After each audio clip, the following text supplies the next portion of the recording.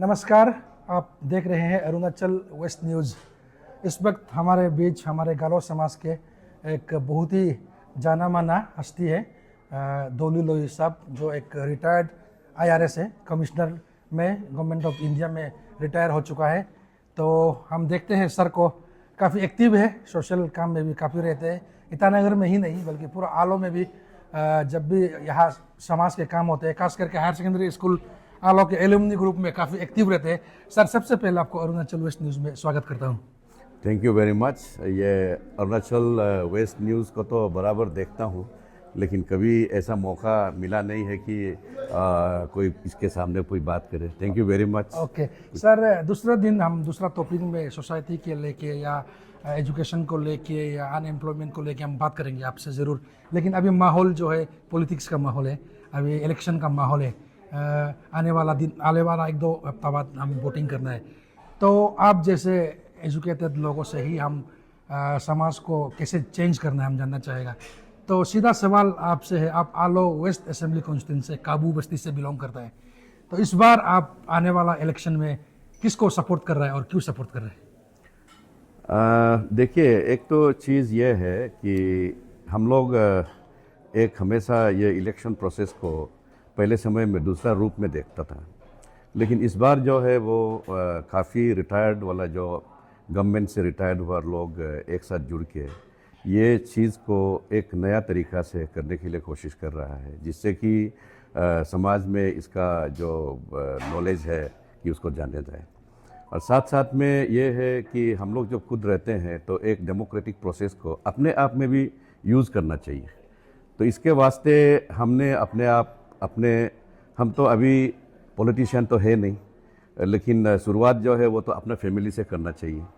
तो अपना फैमिली से फिर होके अपना क्लान, अपने गांव, ऐसा होके शुरू होना चाहिए। ये मेरा अपना सोच है।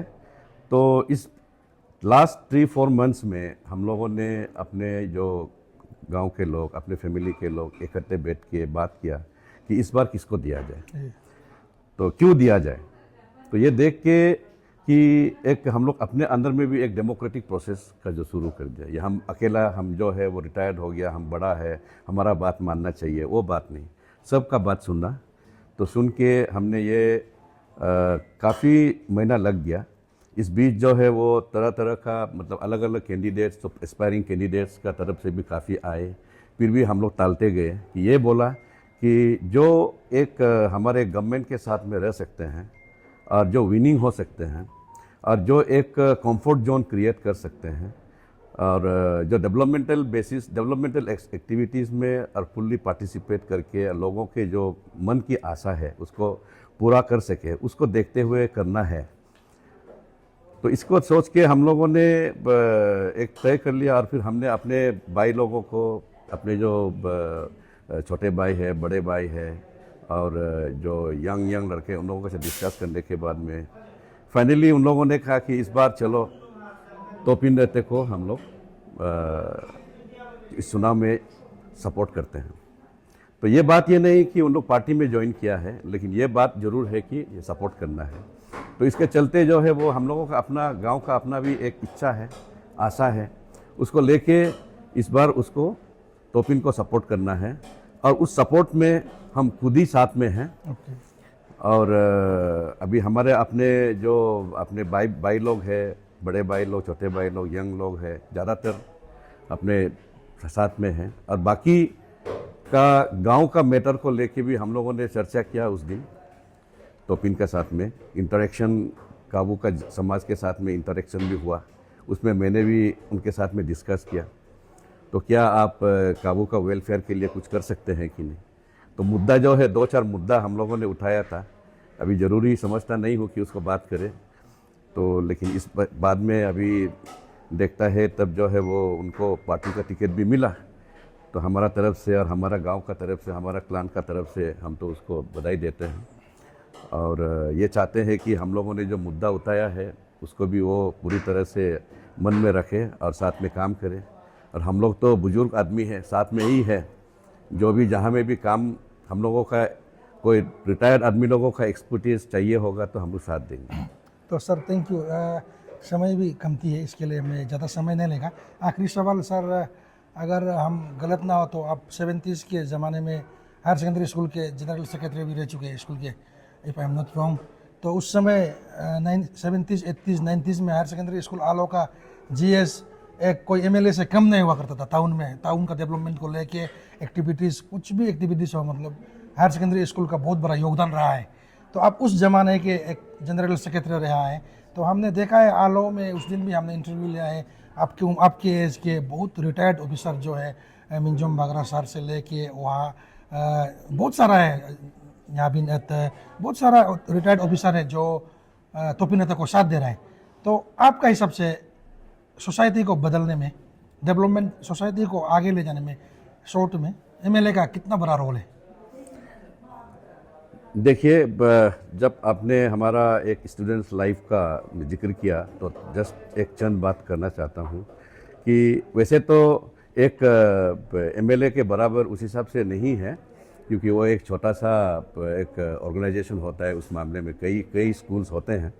बट जो भी हो, एक स्कूल का एक जो इम्पोर्टेंस होता था उस समय में सोसाइटी को ले जाने के लिए, सर उसमें undivided west Siang, yes, undivided west Siang था, अनडिवाइडेड सियांग था।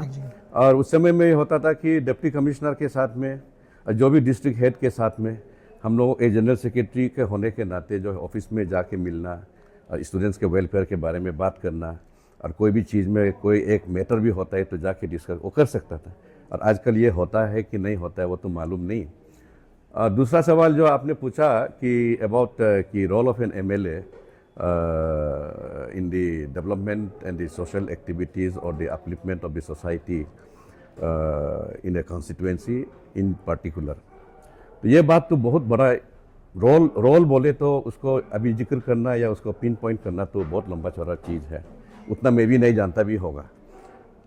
फिर भी एक एमएलए जो है वो लोगों का एक चुना हुआ रिप्रेजेंटेटिव होता है, ये लोगों की आवाज़ होता है।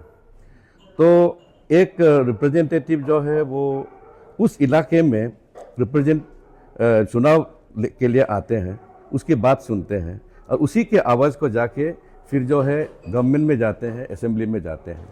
जो मैटर गवर्नमेंट के साथ में नहीं हो सकता है तो असेंबली में बात उठाया जाता है।